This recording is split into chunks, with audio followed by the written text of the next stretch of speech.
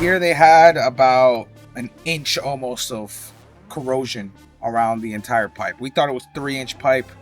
Once we started taking away the corrosion, it ended up being that it was 4-inch pipes. It was really bad. A lot of corrosion, a lot of rust, a lot of roaches. We found breaks in the kitchen line. The pipe was completely shattered. We had to open up the wall. Yeah, I mean, the house is really bad. They got about over 95 feet ish of liner installed here, all underground, all main line and kitchen.